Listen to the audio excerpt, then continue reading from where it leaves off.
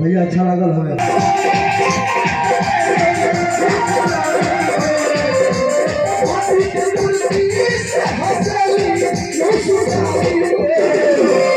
भैया कि जब रूप सुहावना लागे हमर माई के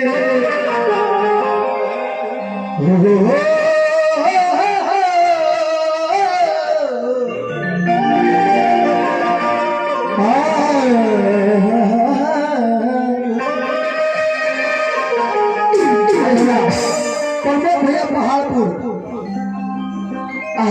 बबलू प्रसाद जी जनेरा कहे कैसे कि हो जब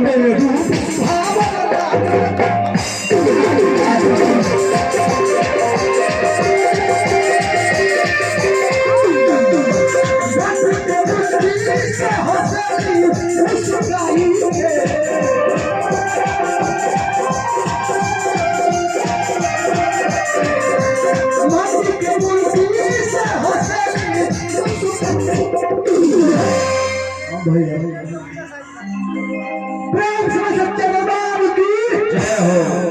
काली गाय उजली हो जाए, काली गाय उजली हो जाए। आज जो भक्त गण आज मां के दरबार में ताली नहीं बजाएंगे उनके हाथों में खुजली हो जाए। कहे कैसे कि हो जाए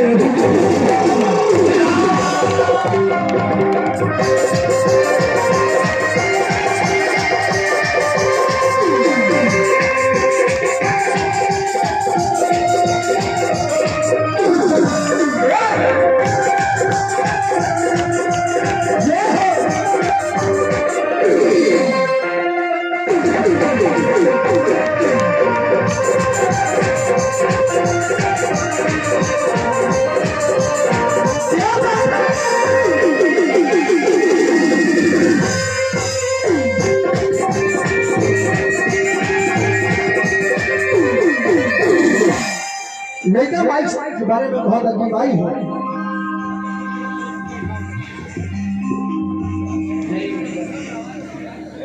आई हमारा पूर्व मुखिया छबीला सिंह, स्वर्गीय छबीला सिंह, जिनके पूर्ण स्मृति से 500 रुपये का पुरस्कार मिला। मात्र सर्जी करो बाबा भैया सर्जी करो कि वहाँ के जहाँ भी रहे वहाँ के आनंद में शांति मिले। लेकिन वो जाने खाली एक काम कर भैया है ताकि चाचा रोज याद आवेला अरे सपना में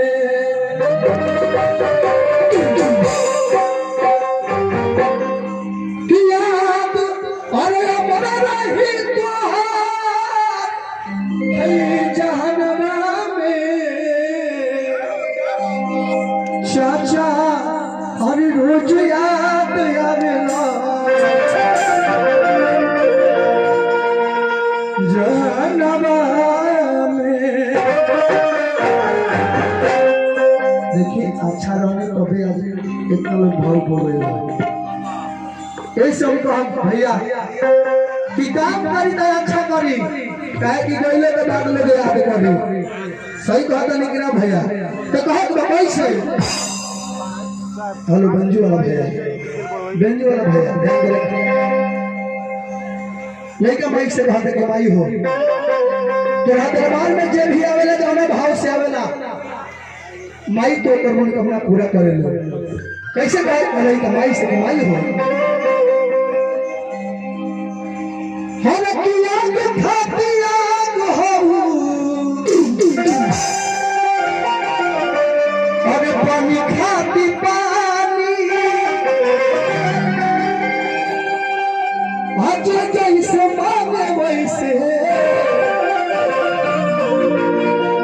अब दिल माता रानी। रमेश भैया अरे किया भी खाती पानी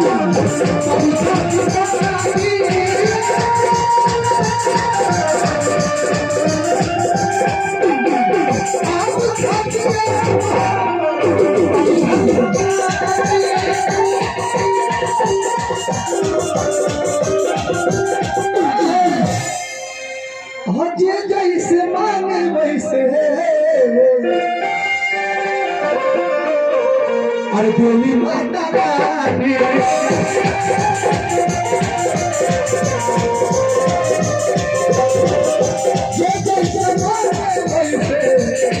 माता रानी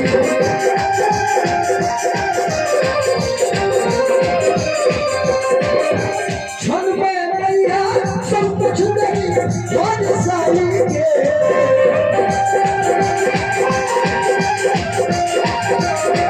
क्षण में मैया सब कुछ नहीं वन साई के। लेकिन हमें तो तुम लोग खाते हुए बात कहो कि अगर पिता है तो क्या है। माई के बारे में सब लोग बतावेला, लेकिन विचार करने बात को भैया कि पिता है तो क्या है।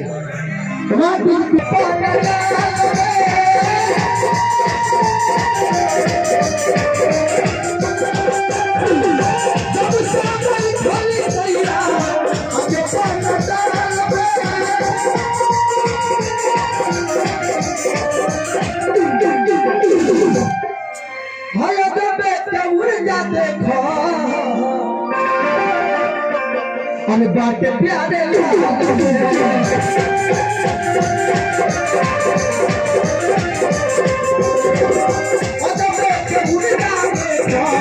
बाटे प्यारे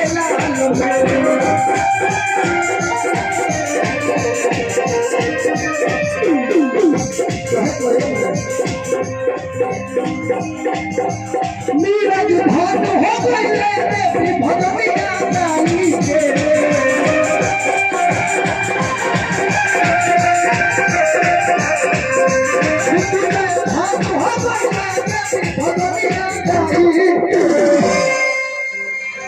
कैसे